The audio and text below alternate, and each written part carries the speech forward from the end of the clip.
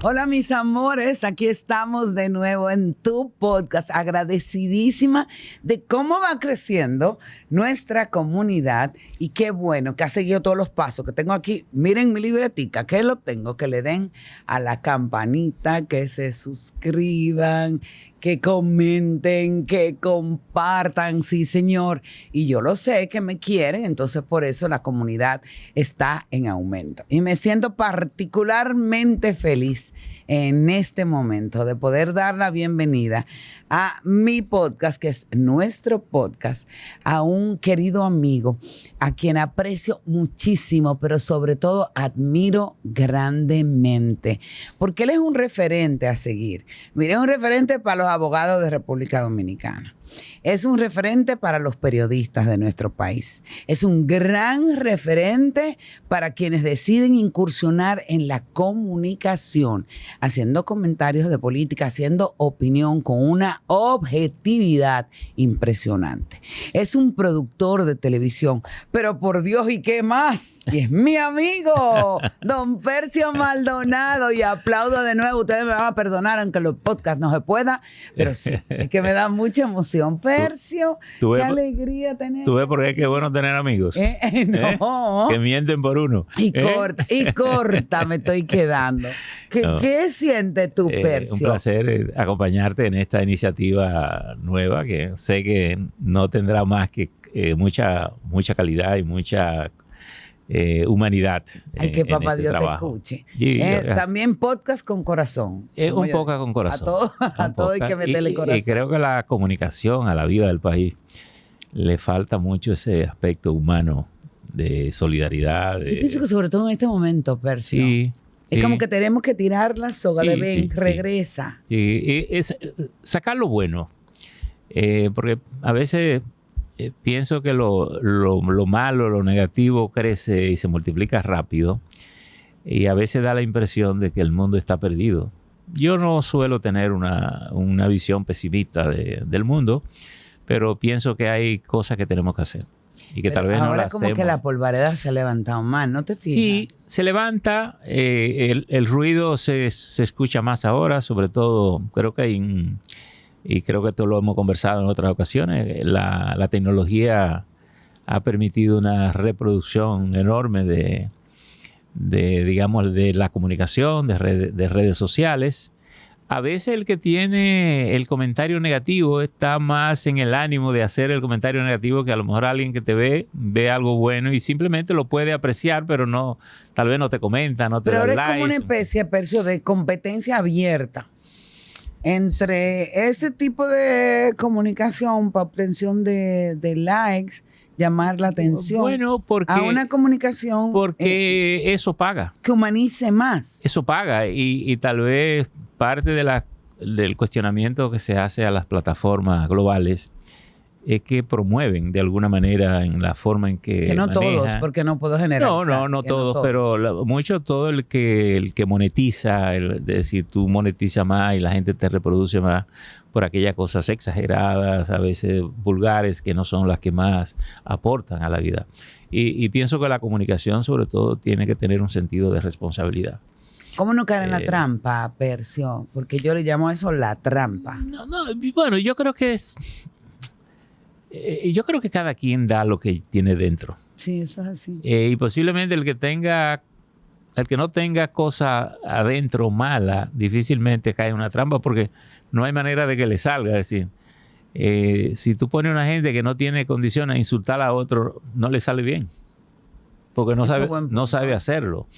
Y entonces por eso es muy importante y por eso se dice que la educación es un aspecto muy troncal. Y no solo la educación académica, porque hay una educación que tú cultivas en el aula, Dios mío, en el estudio, en la convivencia y todo eso, tú lo dices. Pero creo que hay y ese es un punto importante, hay una educación básica, que es la que como que te sienta a la base del límite.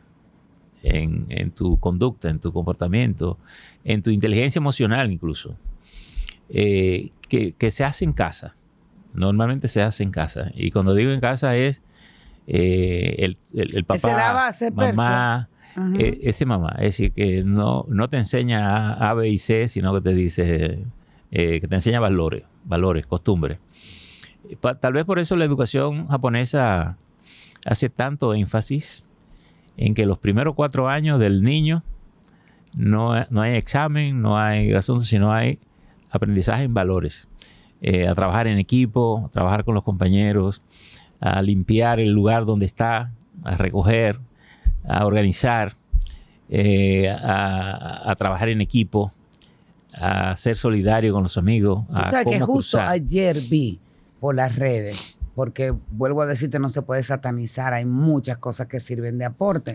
Montones de cosas buenas. Un estudio en Harvard con más de 70,000 niños, a través del cual se comprobó que aquel niño, que pueden ser cosas muy tontas para algunos, que aquel niño que hace su cama, que hace su habitación, que ayuda a botar la basura, o sea, que ayuda en los quehaceres domésticos, es un niño que tiene mucho más posibilidades para obtener logros en la vida, para triunfar en la vida. Claro, fíjate. Pero eso es algo que tiene que ver con la disciplina. Exacto, es lo que inculca disciplina. Cuando tú te acomodas, tú pierdes capacidad y posiblemente genera intolerancia, porque tú estás dependiendo de que todo el mundo te haga la cosa y no va a depender de ti mismo. Por tanto, yo pienso que uno, desde el punto de vista humano, tiene que acostumbrarse a no colocarse mucho en el confort, sino en no depender del otro. No porque no lo necesite, es porque tú necesitas saber que tiene capacidad de resolverte el problema. Ajá. De que si te ves solo por algún momento, tú tengas la capacidad de accionar. Cuando tú pierdes esa capacidad, tú te enredas ante cualquier temita, cualquier problemita menor. Y yo digo, cuando tú has crecido en un ambiente donde se te enseña o tú lo tienes que aprender por necesidad a que la vida no es fácil, que es dura, que hay que trabajar, que hay que hacer las cosas, normalmente tú lo que haces es que genera una fuerza propia, natural, que es la que te da ese empuje que no tiene. El que se acostumbra a que todo se lo sirva, que todo lo hace, el día que se ve en un pequeño enredo, se enreda y se cae. Claro, y también vi un joven, ay Dios mío, no recuerdo el nombre ahora, al que le preguntaban que dónde estaba la base del éxito, porque a los 22 años era multimillonario. No sé exactamente qué empresa es. Y entonces él decía que, contrario a lo que puede pensar mucha gente, que todo venía de ir logrando pequeñas cosas, de comenzar logrando pequeñas cosas y ya después dar el paso a más grande, que todo el mundo piensa, ok, voy a dar el tablazo, a lograr un gran proyecto desde inicio.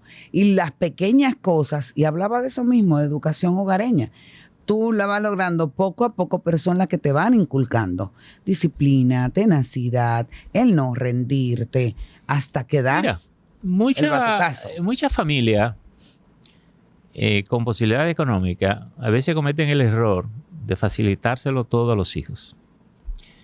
Y ese es un mal consejo. Es decir, tú no le das más o le das menos a tus hijos porque tú no tengas que darle. Es no darle lo que él no necesita. Es decir, o caer en el error de como yo no lo tuve, justo. Como no lo tuve, se lo quiero dar. Graso error. Porque precisamente tú quieres sobreabundar en tu escasez. Y yo creo que es un error. Lo importante aquí es, si tú mandas a tu hijo a estudiar, tu hijo se va con un presupuesto. Y él tiene que aprender a administrarse ese presupuesto. Porque si tú le das más de lo que él necesita, posiblemente él se te va a distraer en otra cosa y deja abandona el objetivo propio para lo que fue, que es estudiar. Posiblemente le está dando un margen de tentación para decir, bueno, sí, déjame eso, lo hago mañana y lo hago. Entonces yo creo que ese es el primer aprendizaje práctico en términos gerenciales para poder administrar un negocio, administrar su familia, administrar su economía y además darle sentido, darle valor a todas las cosas que tienen. Entonces, es muy importante que uno no pierda el sentido del valor de las cosas. Normalmente las familias que manejan aún con abundancia de riqueza los muchachos con ciertas restricciones son los que están bien formando a sus hijos. 3 hijos tienes. Has formado una familia preciosa. Sí, tengo 3. ¿Cuántos nietos? Tenemos 6. Ay, yo vi Ya. que Luz te sacó testimonio de los nietos y este hombre derretido y no es para menos. Me sorprendieron ahí, me No es sorprendieron. para menos, Sí. 6 nietos. Por cierto, que una de ellas, en un momento que yo llegué, que habían grabado, Ajá. me dice, abuelo, ¿viste el video? Anda. Y entonces, no, espérate, entonces yo veo un video, porque tenemos un grupo familiar que pone cosas, y digo yo, ¿cuál? Dice ella, no, ese no. Ah, verdad, que tú no lo puedes ver. Ah. Entonces, pero yo leo de todo eso. Entonces, cuando Ay, fui qué con Lu, pues, lindo. entonces, de pronto, en un momento, ella me dice, no, porque fulano, y pone una voz, digo, pero esta es... Pero la esta verdad es que es muy conocida. buena formación, tus 3 hijos. Están Sí, contigo a tu lado. A mí se mis me olvidó hijos- decir que es el director, presidente del Consejo de Administración de El Nuevo Diario. Sí. Un diario que tanto impreso como digital tiene un posicionamiento extraordinario Sí. en el país. No lo estoy diciendo porque tú estás aquí, ni porque eres No. mi amigo, ni porque te tengo aprecio. Es la No. verdad. Yo me nutro Bueno, a no, bien, diario como gracias. El Nuevo Diario. No, No, de bien, verdad. gracias. Y Bueno, tu uno editorial trata- es fantástico. Uno Percy. trata de aportar todos los días buena información. Tenemos 3 hijos. Mis hijos, Mónica es abogada, Sara estudió periodismo y cine, pero tiene otros negocios particulares. Esa es la segunda. Y Percio Zuli. Mi amigo Percito.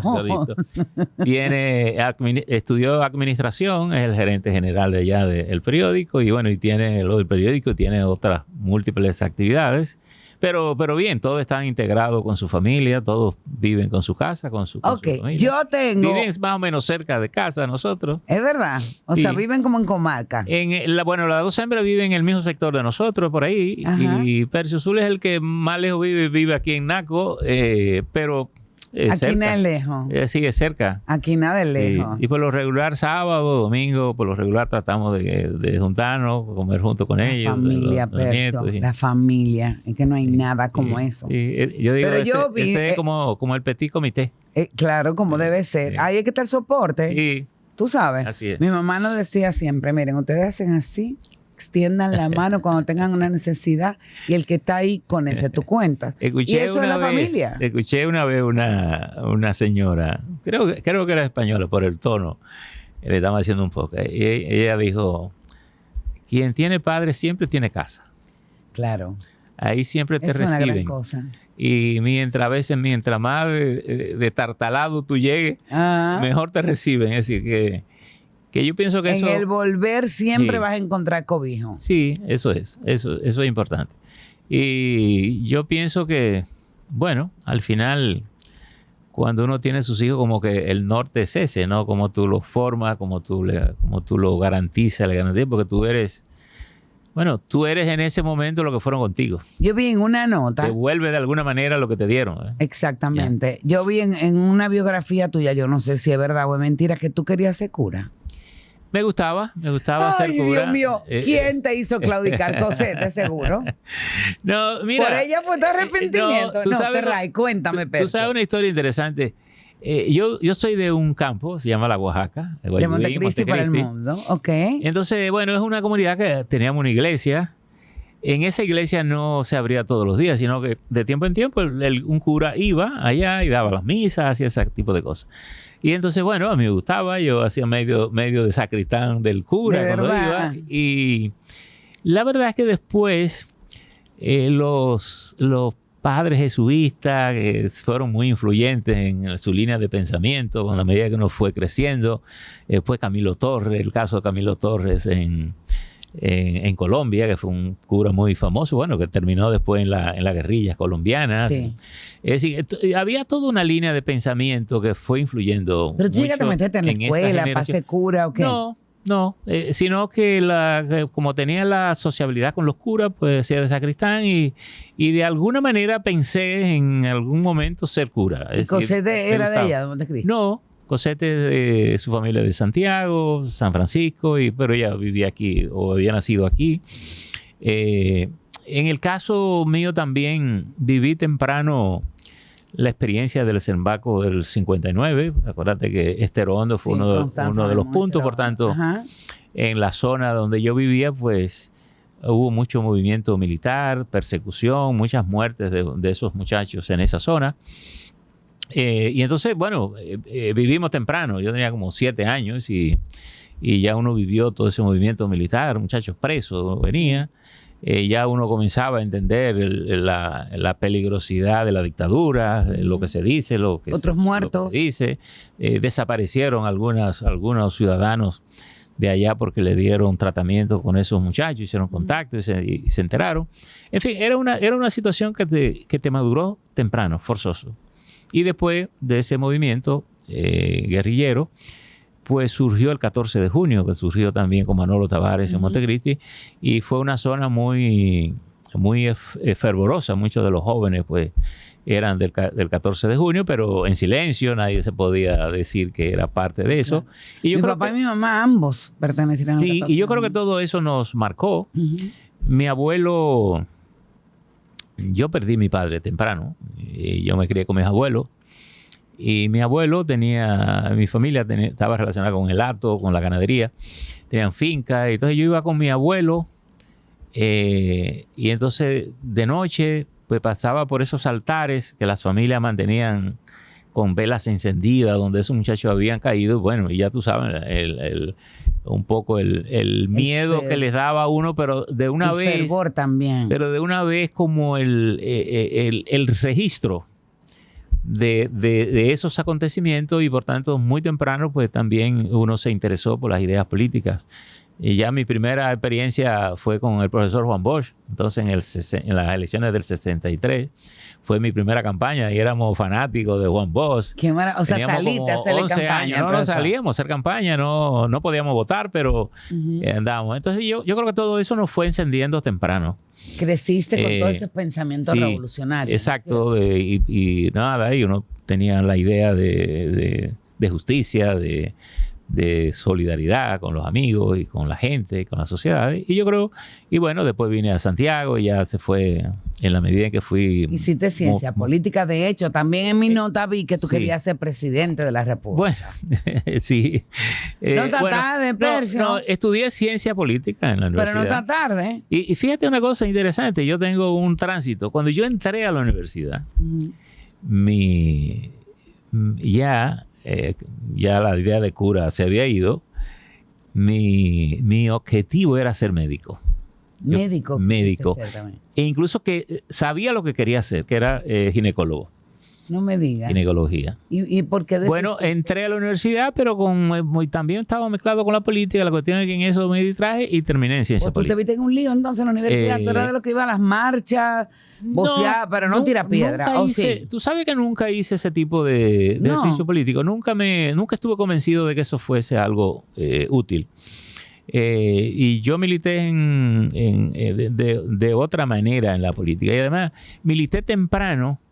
Y entré a la comunicación temprano. Yo entré a los 17 años, entré yo a trabajar en el periódico El Sol en Santiago, que era el primer periódico a color que surgía en Santiago, y concomitantemente surgió en Santiago Color Visión, que era el primer canal de televisión. Claro que sí. Entonces, bueno, estuve en un poco en esos dos escenarios.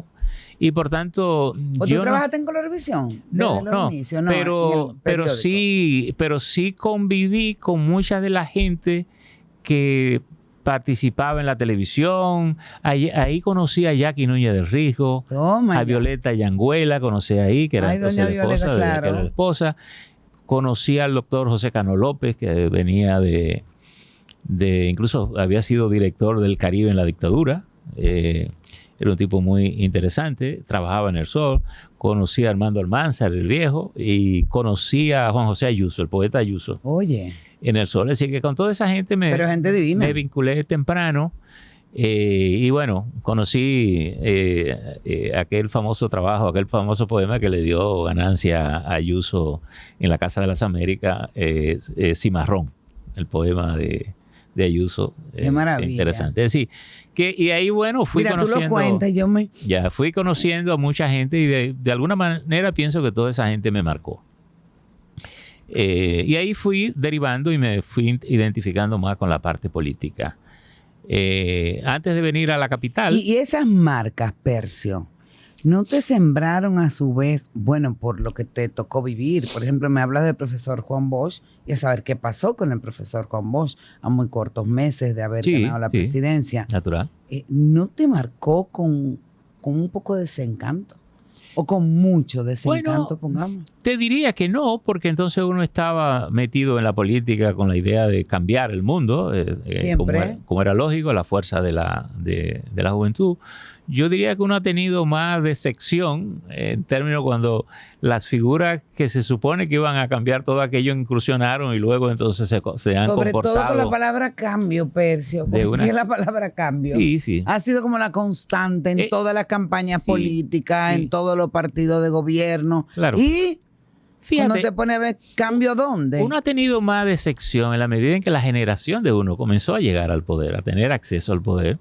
Y su conducta, entonces, no fue algo referente. Es lo que te estoy diciendo, cambio. Ahora sí es verdad que va a haber cambio. Pero en el caso del gobierno de Bosch, como fue, por ejemplo, la Revolución de Abril, que fue una consecuencia de ese golpe de Estado, que fue un esfuerzo por restablecer, digamos, la constitucionalidad en el país, pues todo aquello lo que daba era ánimo de tú luchar y hacerlo. Bueno, como tú comprenderás, mucha de eso se fue agotando como parte de ese proceso interno y también por la situación internacional del contexto. Yo creo que como tú sabes, el mundo quedó partido en dos. Es decir, el bloque socialista, el bloque occidental, encabezado por Estados Unidos y la Unión Soviética. Entonces, eso condicionó mucho. Y creo que Pero el socialismo también como que engañó muchas esperanzas, muchas expectativas. Bueno, y creo que la revolución cubana de alguna manera distorsionó mucho la visión de la izquierda latinoamericana. Porque entonces casi todos el convencimiento vino que el poder solo se adquiría a través de la fuerza. Uh-huh. Y te diría una cosa, yo creo que la izquierda fue muy importante en la lucha por la libertad. Tú tuviste tu época de comunista y demás. Sí. Ahí fue donde milité. ¿En el Partido Comunista? No, en el MPD. Pertenecíamos a una línea del MPD. Okay. En la universidad, en el asunto, y después a la derivación, cuando se dividió el MPD, entonces ¿Y tu perestroika fue muy rápida? Okay. No, porque nunca tuve una visión radical de la política. Okay. Es primero, nunca he sido radical, ni me gustan las personas radicales en ninguna dirección, ni de derecha ni de izquierda. Yo tampoco. Porque al final pienso que se parecen ambos, es decir, son extremas las dos, solo con visiones diferentes. La radicalización lo que busca es hacer una oposición irracional. Por tanto, que nunca te va a conducir a nada. A mí me gusta conversar, me gusta dialogar. Me gusta incluso discutir con gente que tenemos criterios distintos.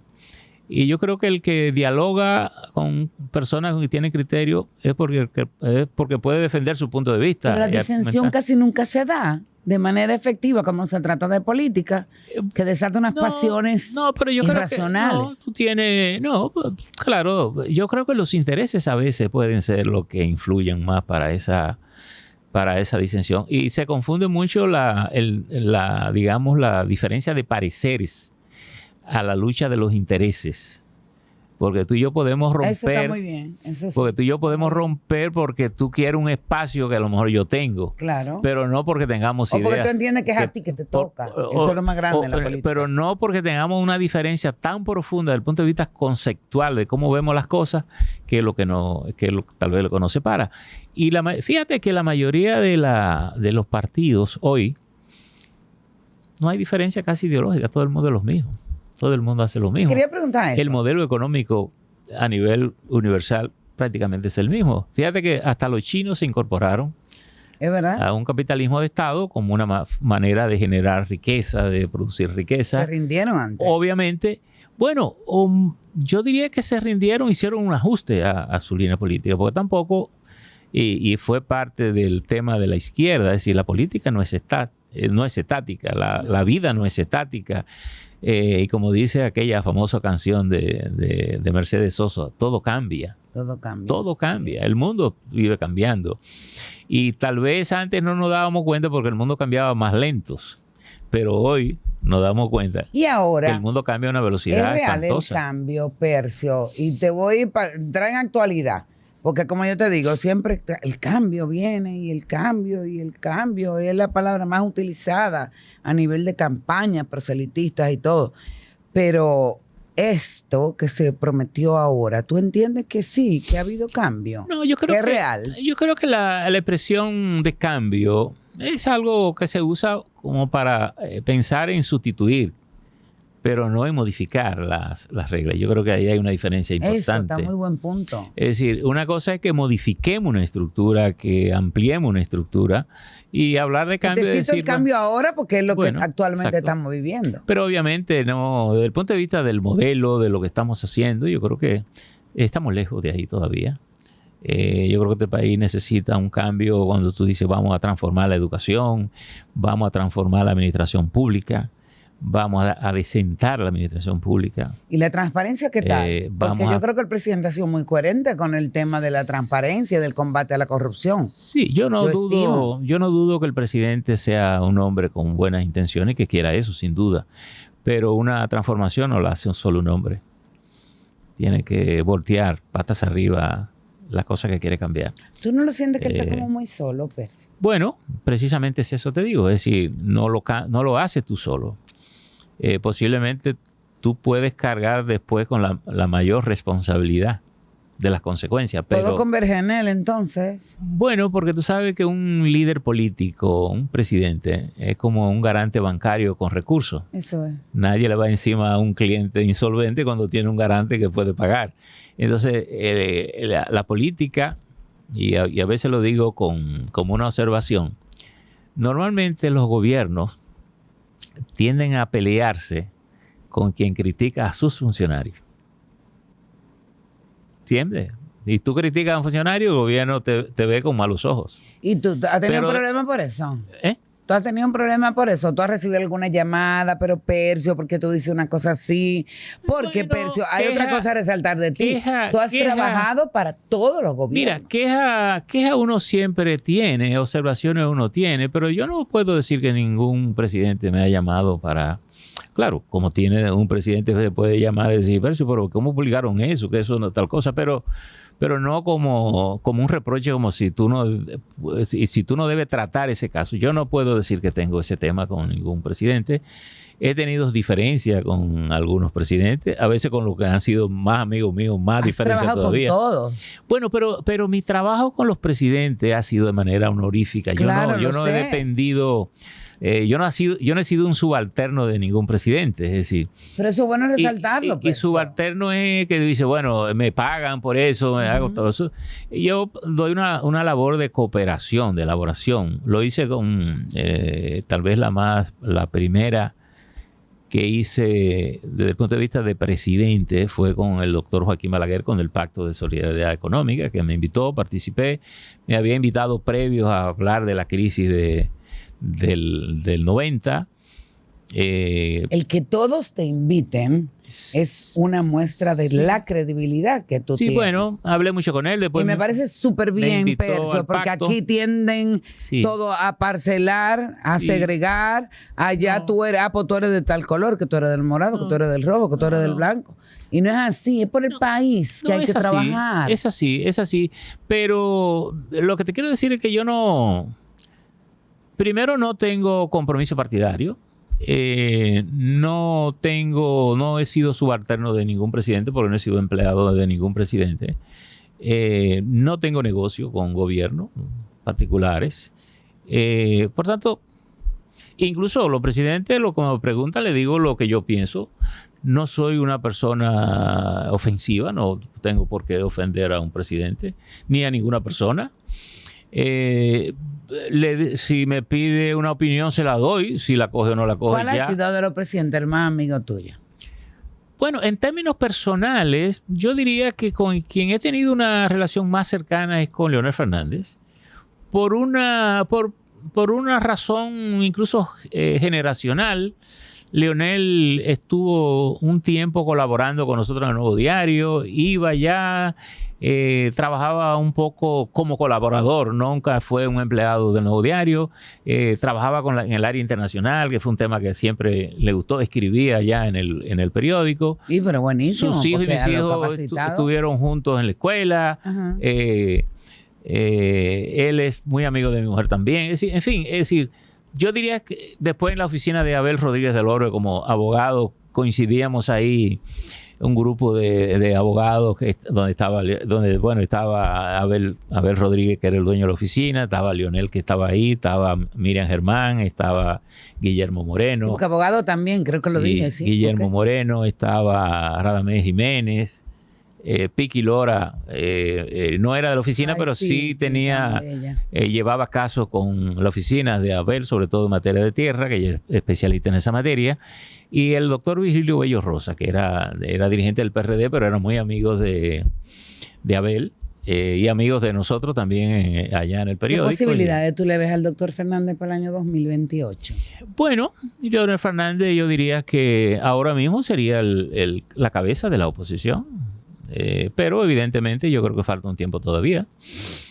Pienso que de la oposición, si no surge alguna figura, porque la política a veces es muy sorprendente en estos tiempos, yo creo que ha ido conformando una fuerza política. ¿Que no es el tiempo de Omar? Bueno, yo no sé, tampoco me gustaría decir eso. Yo creo que o sea, ¿tú te imaginas Leonel y su hijo como vice?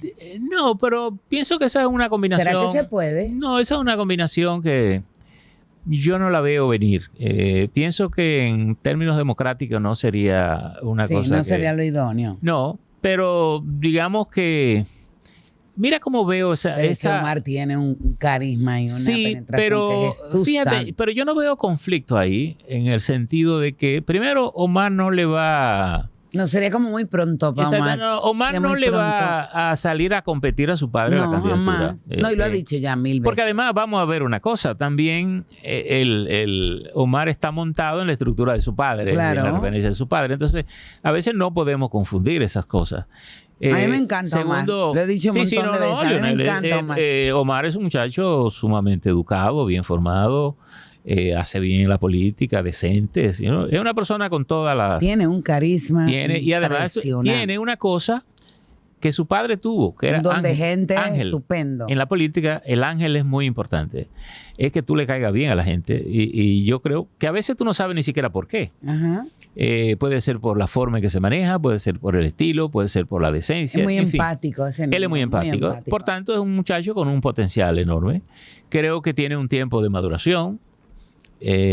Pienso que el presidente Fernández, mientras esté ahí, es una figura sumamente importante. No hay que olvidar. Diría que Leonel Fernández posiblemente es el presidente mejor preparado que tiene el país, el político mejor preparado en términos de formación académica. Y si, por ejemplo, a ti te tienen que haber llamado de todos los partidos para todas las funciones por haber, tanto electiva como de tener algún ministerio y todo eso, ¿verdad? No, tú supieras que no. Yo no he tratado mucho posibilidades de cargos Pero anda, públicos. Percio, que sí, que te tienen que haber llamado cualquier cantidad de veces. No. En una ocasión un intento, pero no, nunca. ¿Qué te ofrecieron? Nunca acepté. No, pero anda, dime. No. Percio, tú me vas a decir. Sí, te lo digo. A mí, tu amiga. Me lo va a decir fuera el aire. No. Incluso fíjate, cuando vino el tranque de ¿cómo se llama? Cuando vino el tranque del 90, la crisis. Pavice te llamaron. Del 90. Anda, Percio. No, al contrario. Tú sabes que ahí cuando vino la crisis del 90, que bueno, vino la parte económica y después vino el lío electoral, que entonces que Balaguer fue impedido. Alguna gente del Partido Reformista me estaba sugiriendo como candidato del Partido Reformista. Toma ya. En ese momento. Por eso fue una cosa que quedó muy... Pero tú querías ser presidente de la República cuando estabas más joven. Pero la verdad es que había soltado la política. Yo creo que fui... ¿Y si tu amigo Leonel te propone algo ahora para el 28? No creo. Y mira, con Leonel siempre he tenido la oportunidad, creo que me dio siempre la oportunidad de conversar mucho con él sobre política, estando él en el poder, sobre los temas. Lo acompañé en la mayoría de los viajes que hizo en el extranjero, y en esos escenarios siempre nos tenía un espacio para conversar mucho. Hemos tenido algunas conversaciones muy profundas no, mira cómo se ruboriza, mira cómo se la sonrisita. Y disidente. De hecho, él admitió en día pasado, que fue al programa de nosotros, que teníamos una diferencia, cordial con un tema que yo le incitándote a eso, que me han ofrecido cualquier cantidad de cosas y siempre yo tenía miedo, pero llega un momento en que ese miedo hay que perderlo, Percio. Yo digo que hasta hay irresponsabilidad de mi parte, ese miedo hay que perderlo. No, pero la verdad es que no, yo me metí más a la comunicación. ¿Prefieres seguir siendo como colaborador de todos los gobiernos? Siento que me he acomodado más ahí. He ayudado en lo que me han pedido y en lo que yo he podido. Y lo hice con Balaguer en ese del Pacto de Solidaridad Económica. Después, con el gobierno del presidente Fernández, creo que, lo acompañé a muchos de sus viajes. Participé en una o dos comisiones redactando un intento de una nueva ley de comunicación que nunca floreció. Alguna de esas. Tú fuiste a lo del viaje al Vaticano, ¿verdad? Coordinó. Yo estuve, cuando fuimos a España, Francia y después a Italia. Sí, estuve ahí. También colaboré con Danilo Medina en la extensión del metro de Santo Domingo de la 17 a Megacentro. Ahora con el presidente Abinader. Incluso con lo del proyecto de ley. Fui veedor del Pacto de la Educación y firmante del Pacto con el gobierno de Danilo Medina. Participé en una comisión en medio de la pandemia para ayudar a las compras de emergencia con la situación del país. Y ahora con el presidente Luis Abinader nos ha pedido una colaboración para vigilar las obras que se están haciendo con los fondos de Aerodón, y ahora incluso nos ha extendido esa responsabilidad al centro de convenciones, vigilarlo. Esa es una comisión que está dirigiendo... eso no sabía yo, qué bueno. Sí, esa es una comisión que la está dirigiendo el ingeniero Ricardo Canalda. Ese es el que se va a hacer en el antiguo Hotel Santo Domingo, ¿no? Exacto. Fantástico. Ese está ahí, y está Julio Suerro Marancini, está Circe Almanzar, está el padre Cecilio Espinal, que es el rector de la universidad, y estoy yo. De manera que Y lo de la ley, que algunos han dicho que la ley mordaza. Bueno, estuve en esa comisión como Sociedad Dominicana de Diarios, y ahí estuvimos Miguel Franjul y yo. Porque también preside esto. Es que contigo no se acaba de decir responsabilidades. Qué maravilla. Entonces participamos en esa redacción de ese proyecto. Hemos estado conversando. Creo que ese es un punto de partida para hacer una ley moderna. ¿Qué ha pasado del país? Bueno, porque sé que está en el Senado. Estuve justo el día que el presidente inauguraba el paso a desnivel de ahí de Bandera, no pude ir porque estaba en el Senado, en la comisión, que querían escuchar mi opinión ya como director del Nuevo Diario y presidente de la sociedad. La primera vez fui como miembro de la comisión. ¿Qué dijiste esa vez, Percio? Esta vez, les reiteré la visión que la Sociedad Dominicana de Diarios tiene sobre ese proyecto. Reiteré mi interés de que el Congreso escuche a todos los sectores, que pienso y soy partidario. Eso yo pienso como que faltó, Percio, antes. Y que eso fue como que levantó la polvareda de la mordaza.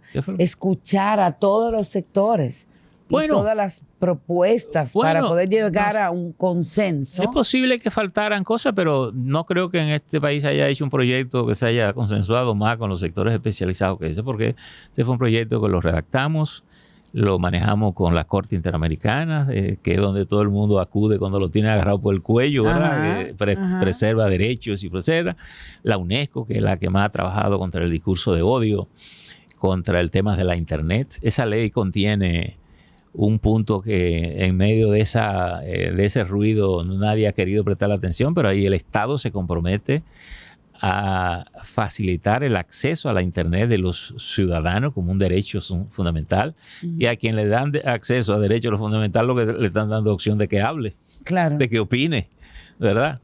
De manera que yo creo que todos esos aspectos no lo hemos querido prestar atención, porque por, digamos, calificar con un epíteto que fue viejo, porque precisamente la comisión surge a partir de la famosa ley Mordaz.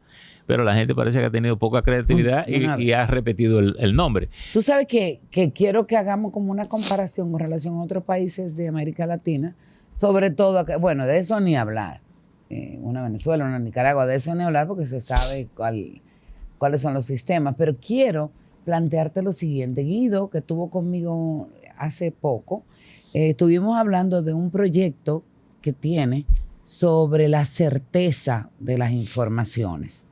Y hacía alusión a que unos 2.3 millones de dominicanos estamos navegando por informaciones falsas, lo cual es un peligro. Tú como comunicador, ¿qué te parece a ti? Y Guido, tú sabes que le gustan mucho los números, con datos estadísticos de las mujeres un tanto por ciento, que son los que más utilizan y se valen de las informaciones que salen ahí. Y tú en tu condición de presidente de Sociedad Dominicana de Diario, así lo dije correctamente. ¿Qué tal te parece a ti, primero, estos datos que vienen de una investigación profunda, y qué te parece a ti esta iniciativa de Guido a través del Indotel para lograr por lo menos mayor certeza a nivel de información? Hay un estudio mundial, global, planetario, que se publicó el 17 de junio del 2025. Incluso aparece como un resumen ejecutivo del informe 2025 del Instituto Reuters, evaluando el tema comunicacional a nivel planetario.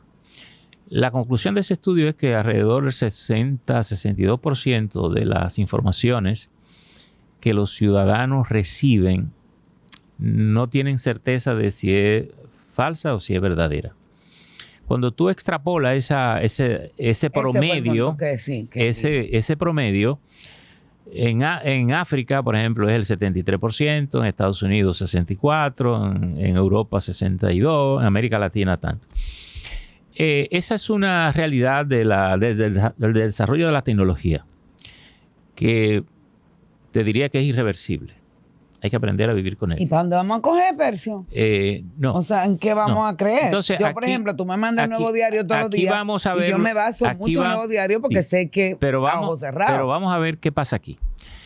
En términos de libertad de expresión, tú no puedes hacer censura previa. Es decir, yo no puedo decir qué es lo que tú piensas decir para que después que tú me lo digas yo digo, está bien, dilo. Pues yo no puedo tener control sobre eso. Toda la estructura de seguir las consecuencias de la libre expresión tiene que ser posterior. Por eso la libre expresión no se controla, se generan consecuencias de tu expresión. Por ejemplo, la libre expresión es un derecho constitucional, es un derecho fundamental, es decir, te pertenece en tu condición de ser humano, no te pertenece porque eres periodista, o eres abogada, o eres médico, o eres cualquier cosa, agricultor, lo que sea. Tú tienes derecho a la expresión porque eres un ser humano. Bien sea hablada, bien sea de mímica, porque pudiera ser muda y hacer la mímica. Entonces tú tienes el derecho de expresar lo que tú sientes o tu opinión. El tema de pensar en que podamos tener un sistema de verificar la veracidad de una información desde el punto de vista y penalizar también del Estado, a quienes no la dan con certeza. No, y aquí voy. De penalizar, digamos, la información previo es una cosa de censura, lo que es inaceptable en una democracia. Por tanto... No, me imagino que se refiere a penalizarlo después de... No, yo creo. Entonces, ¿qué te digo? Cuando tú dices que tú tienes constitucionalmente el derecho a la libre expresión, constitucionalmente te dice que ese es un derecho que tú ejerces condicionado al respeto, al honor, a la condición humana y a la intimidad. Es decir, tú no tienes ese derecho a la libre expresión, tú no eres inmune para tú tomar ese micrófono e insultarme y atribuirme cosas difamatorias, que yo me siento agredido. Ahí quería yo caer. Entonces, o sea, sobre todo cuando se trata de difamación, okay. Sí, Percio, hay que buscar la forma de que se penalice. Pero esas son las consecuencias. Entonces, sí, eso es verdad. Las consecuencias. Entonces, el Estado lo que tienes que tener, Y en el caso de este proyecto de ley, que la gente dice ley Mordaza, este proyecto no es ley, en ninguna parte dice que tú no puedes decirlo. No dice, al contrario, lo que está diciendo es que la ley garantiza tu libre expresión y que la ley te está dando internet para que tú hables. Es todo lo contrario. ¿Correcto? Ahora, ¿qué quiere eso decir? ¿Que nosotros decimos que tú puedes decir todas las cosas ahí sin que te pase nada? No. El sentido del límite se establece las consecuencias. ¿Dónde están esas consecuencias? Bueno, que si tú me difamas, yo voy contra ti legalmente. Para eso yo tengo entonces un sistema de justicia que me garantiza esa vía de defensa. Yo te demando, te condeno. Ahora, aquí hay una realidad que tiene que ver con el sistema de justicia. Si yo te demando y luego a ti no te pasa nada, o el juez no decide, o el juez es tolerante contigo porque no te quiere condenar, entonces yo no encuentro una respuesta a lo que yo considero que es una ofensa para mí. Entonces, pero ya eso no tiene que ver con la comunicación, tiene que ver con el sistema de justicia. Por tanto, aquí ya hay otra cosa más importante, y ahí tal vez nos metemos más en lo que dice el doctor Guido Gómez. ¿Qué pasa? Guido Gómez está manejando, sobre todo ahora, el Instituto de las Telecomunicaciones. Tiene que manejar las telecomunicaciones, las frecuencias, las radios. Ha hecho un gran trabajo. Sí, y está haciendo un trabajo, está empeñándose y todo. Y he conversado mucho con él. De hecho, participé en algo que él organizó en UNIBE, con la Universidad de UNIBE, a hablar de esto.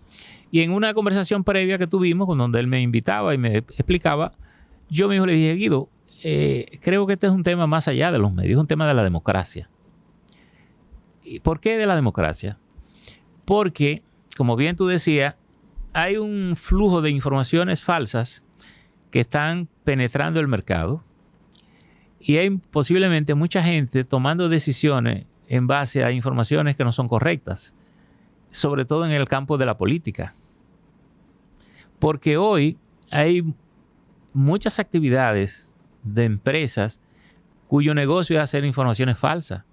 Es decir, ese no está publicando... Ay, santo, pero ¿quién está llamado a discernir y saber, esto puede ser falso, esto es de los nervios que uno vive? Entonces, por eso, y aquí es que quiero entrar para caer ahí donde bien tú lo has planteado, ahí es donde la prensa responsable se hace relevante. ¿Y por qué se hace relevante? Porque es la única manera de que un lector tiene la posibilidad de verificar que lo que está recibiendo es una información que está basada en una credibilidad del medio que le está publicando o de las personas que lo está diciendo. ¿Tú no has sido sorprendido en tu buena fe y no has tenido que pedir perdón más de una vez por ese mismo aspecto? Sí, yo he pedido perdón y he hecho editoriales pidiendo perdón y rectificando cosas. Yo creo que eso no te hace pequeño. Hasta replicando cosas que son difamatorias. Sí, pero nosotros en eso... Pero ahí te cuidas más y vas a constatar, vas a la fuente. Exacto, pero lo que te quiero decir es que hemos tenido situaciones que hemos pedido disculpas, hemos hecho editoriales de cosas que no son correctas y se reponen. Yo creo que es un tema de responsabilidad. Y no te has autocensurado, porque por ejemplo hay aspectos que uno los tiene que decir, lamentablemente, pero piensa en la familia... Piensa, demasiado intereses que se lesionan. Yo no... ¿Te has autocensurado? No, yo te diría que no he tenido tema en la que yo puedo decir que me he censurado. Lo que yo tengo es cuidado de cómo digo las cosas, eso sí. Eso es. Porque yo creo que también aquí hemos a veces confundido. Y si yo voy a decir algo de ti, si no te ofendo a tu familia o cojo y trapeo el piso contigo, pienso que no estoy diciendo una verdad. Y yo no tengo necesidad todo se puede decir, de hacer eso. Por tanto, yo... refiero todos los temas, no creo que haya tema que yo no pueda comentar dentro de un marco de decencia, de racionalidad. Ese es mi estilo, bueno, respeto el que no lo tenga. Pero no, incluso si tú me dices que cambie mi estilo, yo no sé hacerlo de esa manera. No. Que vocéale fulano, no sé hacerlo. No me pida eso, que no lo voy a hacer. Que no hay necesidad. Además de que no hay necesidad, no sé hacerlo. Es lo que te quiero decir. Entonces, yo creo que en esto de la comunicación, y por eso es que te digo que la clase política, la clase económica, tiene que darse cuenta que este no es un tema solo de comunicación, de medios de comunicación, ni esta pelea de la ley que estamos discutiendo. No es un problema entre medios de comunicación, porque algunos de los argumentos que decían que eso eran los medios tradicionales que se sentían desplazados para que nosotros somos digital. Pero yo soy el primer inmigrante, el que primero emigra a la acción digital soy yo. Y por ejemplo, ese proyecto que tiene Guido, ¿no estaría íntimamente ligado con este proyecto de ley? Bueno, lo que pasa, no lo sé, no conozco. No se podría como fusionar una sola cosa. No conozco el proyecto del doctor Guido Gómez. Hemos conversado de estos temas. Él incluso va a tener una intervención en la asamblea de la CIP ahora, en un momento, sobre todo para hablar de lo que él está haciendo como parte de la internet y la cosa aquí. No sé lo que él va a decir en ese sentido, pero creo que habría que verlo. Y ahora que tú hablas de la En el caso del tema de las telecomunicaciones, que él brega más con frecuencia, en este caso es más diferente, porque nosotros no bregamos con frecuencia, nosotros bregamos más bien con la libertad de la libre expresión, con defender la libre expresión. Fíjate que nosotros... Sí, pero eso a través tú dices, de todos los bueno, medios. Ley Mordaza, pero nosotros fuimos los que quitamos la prisión para el delito, para que la gente pueda hablar con libertad. La ley del DNI fuimos nosotros que la quitamos para que la gente, porque Todo en entendíamos. extremo es malo. Y te diría porque una te voy a decir una cosa. La desprotección con la que uno vive en este momento, cuando a cualquiera literalmente le da la gana de coger y darle a tu moral pero y ponerla por el suelo, es tremenda. Pero déjame decirte una cosa. Aún ahí, sin esa ley, aquí hay los mecanismos para tú defenderte de cualquier infamia que yo diga de ti.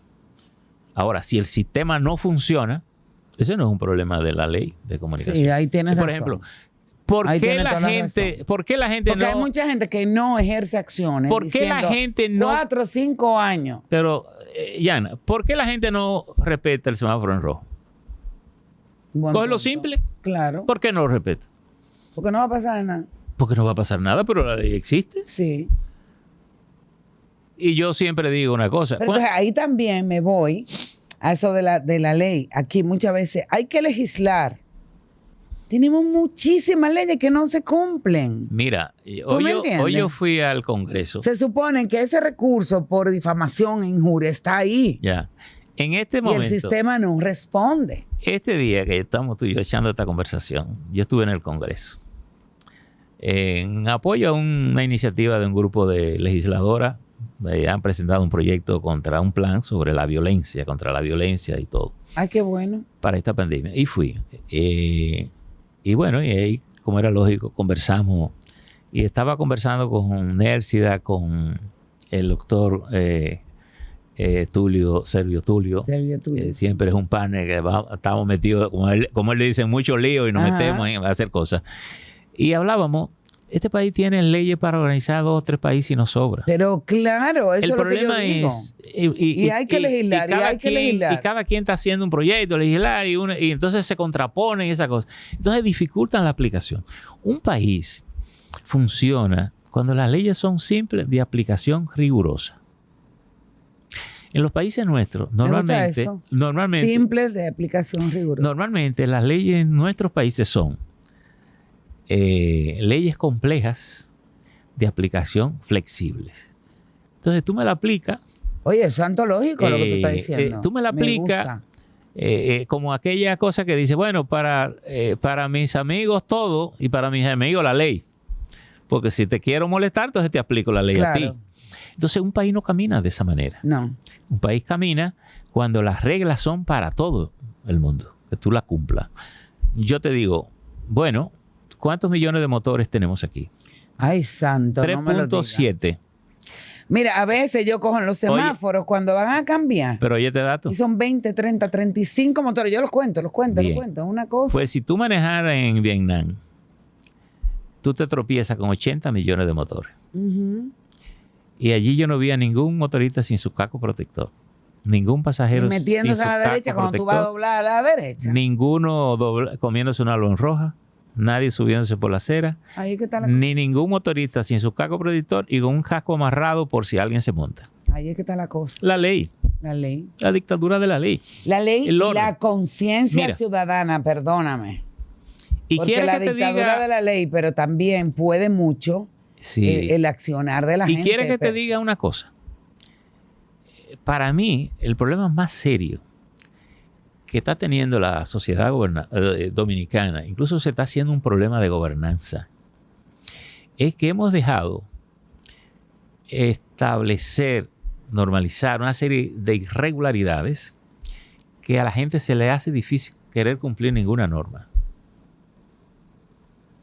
Y eso en una sociedad organizada no es posible. ¿Por qué? Porque el gobierno está siendo muy flexible, Percy. Pero no este gobierno, es gobierno tras gobierno, porque la gente no comenzó a comerse la luz en rojo en este gobierno. Bueno, porque hay un factor político. Aquí, tú sabes que vivimos en elecciones, vivimos en campaña, y hay un aspecto de condescendencia que está íntimamente ligado a la política, que hará el favor de los votos. Pero todo eso es tontería. ¿Cuándo a un gobierno le va mejor? Cuando lo hace bien o cuando lo hace mal. Cuando lo hace bien, eso es lo que yo entiendo. Entonces, que debe ser. ¿Por qué tú no puedes hacerlo bien? ¿Tú no crees que la gente te agradezca más no tomar esos tapones endemoniados que tiene en la calle y ese manejo de imprudente, así caminara por una ruta organizada? ¿Qué tú crees que te agradecería más a la gente? Claro. Entonces, ¿por qué tú no apuestas a eso? Entonces lo que pasa es que vamos dejando, vamos soltando y es más fácil. Insoportable. Dejar hacer, dejar pasar. Y eso va complejando, haciendo más compleja la dinámica. Es decir, la madeja es más difícil desenredarla. Entonces, yo te digo, yo creo que, y aquí volvemos al cambio, a la naturaleza del cambio. Cuando uno se plantea cambiar una sociedad como esta, tú tienes que estar dispuesto a pisar algunos callos. Pero eso es lo que le da más trabajo a los gobiernos. Bueno, por eso poco cambian. Porque casi siempre los callos que tienes que pisar son los que después te pagan la campaña. Cambian. Y, por ejemplo, la mayoría de los escándalos que tuve en la vida pública, ¿cómo es posible que sucedan bajo vigilancia? No, por lo que estamos hablando. Dime tú por qué. Sí, tú puedes ser vigilante a conveniencia. Entonces todo eso pasa y todo el mundo está en su sitio. Los mecanismos de control, ¿a dónde están? Están ahí, pero no funcionan. Están ahí, pero no cumplen su rol. O con quien te convenga, hacerte de la vista gorda, ya está, claro. Porque son los que pero están si te haces de la vista gorda, corre un riesgo. Claro. ¿Tú entiendes? Por ejemplo, tú coges el sistema de salud de Estados Unidos. El sistema de salud de Estados Unidos acá rato vive sometiendo gente porque le hace fraude al sistema. ¿Qué significa eso? Que alguien está vigilando. Exacto. Aquí tienes tú que venir y sacar un lío para saber que ahí hay un problema. Ay, yo quisiera tener como... Hay que conversar contigo, cuestión de horas y horas y horas. Tenemos el tema de SENASA, tenemos el tema de eléctrico, que yo siempre digo, Percio, políticamente hablando, tú lo sabes, por tradición histórica de nuestro país, políticamente hablando, si hay un problema que afecta más, es el problema eléctrico. Mira, la electricidad... Y ahora estamos como en SOS. La electricidad es la capacidad productiva de una sociedad. Claro. Y es un asunto en ascendencia natural, porque los países, en la medida que van avanzando, demandan de mayor energía. Incluso hasta el bienestar personal demanda de mayor energía. Se supone que tú en tu casa, si va mejorando, incorpora un aire acondicionado, incorpora equipos eléctricos para la cocina, para el microondas, que la batidora, que la máquina de moler carne, en fin, la computadora, la tablet, todo. La televisión, tienes más de una televisión, de un cuarto, de cosas, los muchachos están en un lado, tú estás ahí, o tu marido está en un punto y tú estás mirando otra cosa, en fin. Por fin, tú demandas mayor energía. Por ejemplo, aquí no hemos tenido el ritmo de ir en una estrategia de ir superando la demanda. Pero además de un sistema energético, aquí, por ejemplo, la producción, la capacidad productiva del país instalada, creo que anda por los 4.200 megavatios, algo así. Pero la demanda en la hora pico es 4.100. ¿Qué quiere eso decir? Que cuando tú sacas una planta de 300 kilos, ya tú estás en déficit. No tiene con qué sustituirla. Entonces, un sistema energético, lo primero que tiene es una base como un backup. Que tú dices, si saco esta planta de 350, metí esta de 400 o metí esta de 300. Tengo una diferencia a lo mejor de 50 que la puedo manejar quitando un apagón aquí de media hora, de que yo cuánto, y lo puedo administrar.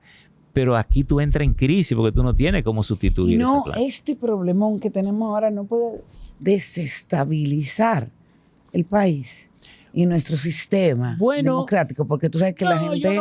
Yo no lo llevaría ahí, no lo vería tan trágico, porque además...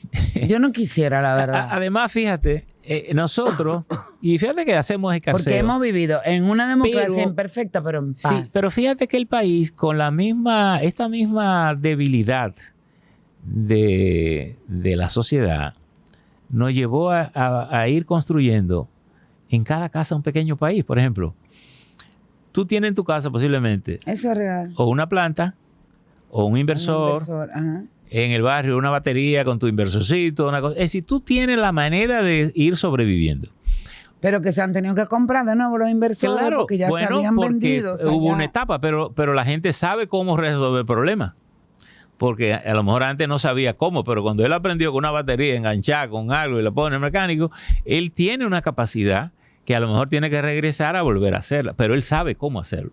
Por eso, tal vez no se hace tan crítico. Ahora, hay un tema de productividad que sí afecta enormemente, porque tú dices, hay un tipo de actividad que tú, si es una planta, te sale muy costoso poder tenerla prendida durante mucho tiempo para tú producir, o simplemente no tiene tú la planta suficiente que te mueve una máquina para tú producir algún bien que tú generas y una riqueza que tú generas con eso. Y obviamente eso no es bueno para el país. Entonces el país tiene que tener esa estrategia. Estamos hablando de instalar generación. Ahora, de la otra cosa que tenemos que hablar es de la gestión. El tema de las redes eléctricas.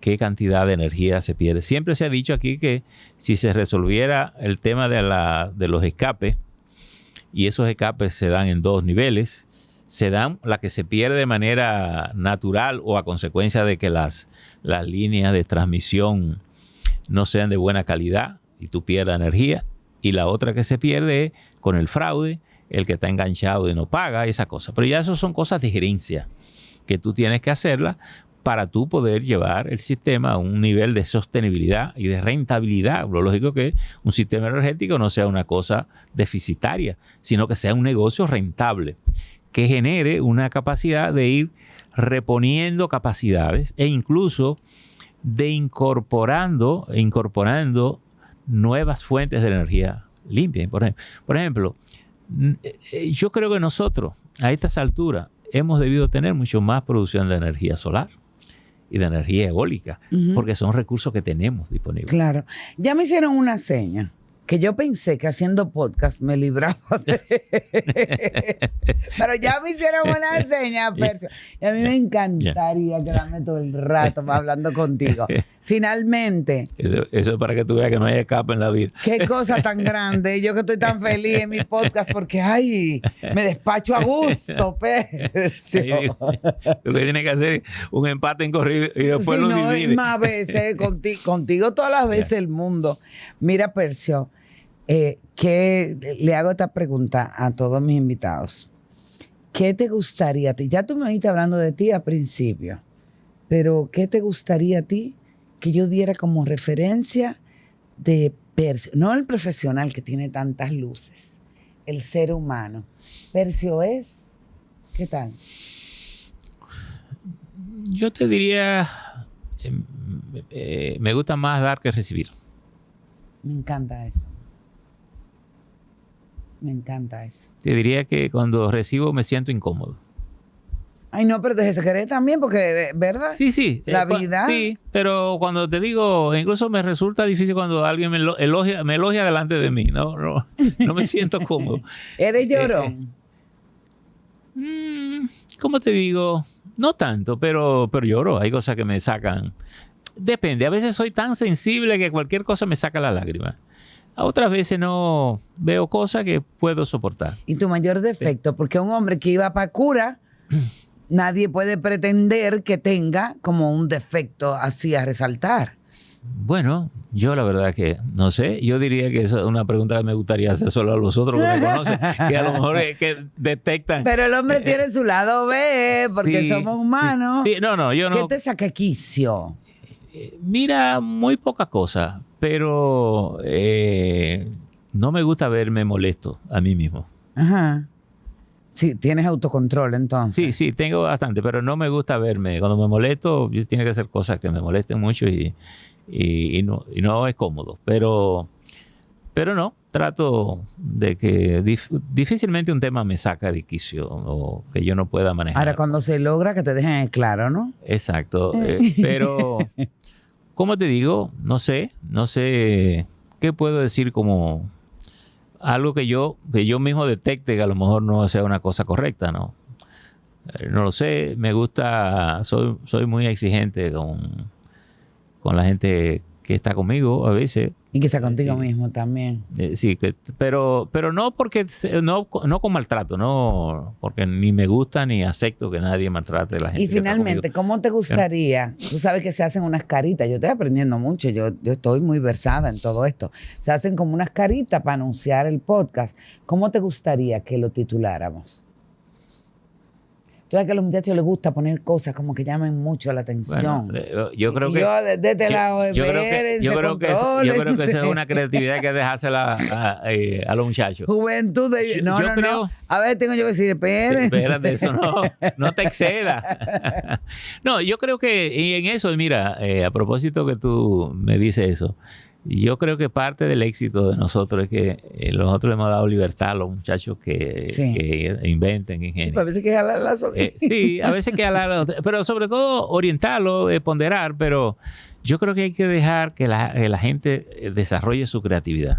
Oíste, Rocco. Creo que hay Controlado, desarrolla tu creatividad. creo que la gente tiene que tener su oportunidad Sí. Yo creo mucho en eso, de pues. exponerse. A veces los muchachos jóvenes tienen una visión, es como el poeta. No a están veces hay equivocados, cosas- tú oyes. a veces no hay- están equivocados. No, que yo no creo que estén equivocados. Lo que te quiero decir es que tú puedes diferir de ellos de visión, de vista, pero esta es su generación. Mira, esto es un selfie que yo quiero... Y te voy a decir una cosa. Yo nunca creo que el tiempo pasado fue mejor. Porque mucha gente a veces dice, no, y todo el tiene tiempo su pasado. encanto. Todo yo creo tiempo que tiene su encanto. uno va envejeciendo, no se va sintiendo cómodo Ay, no, viejo, yo no. con los nuevos ambientes. No, yo no estoy vieja, ni tú tampoco. No se- Mira, no echa se pa' acá, acostumbre. echa pa' acá, uy. ¿Eh? Me voy a acercar, no Aquí. me salgo de la cámara, vamos a hacerte selfie. Aquí. ¡Ay, qué a gusto! Y ahora pido otro aplauso. Ya. Bien. Rompiendo reglas en el podcast. Yo agradecido de esta conversación contigo como Percio. siempre. Te ¿no? encantó. Y te sentiste bien. deseo todo el éxito del mundo. Sé que Bueno, era dile a una- Percito que tenemos una era una conversación. profesión. Esa siempre está abierta, siempre está abierta. Tú avísame al hombre, tú oye. No, esa siempre está abierta. Percito, desenquíllate. Que tú sabes que yo te quiero como mi familia. Percio, mi cariño por siempre, mi cariño, Gracias. mi respeto, Gracias mi a ti. profunda admiración. Qué bueno tener cerca y como amigo a un gran referente de muchos aspectos en la República Dominicana. Él es mi amigo. Está bien. Percio Gracias. y Maldonado. un abrazo. Cuídate mucho, ¿ok? Igual, Ya tú cariño. sabes. Muy bien.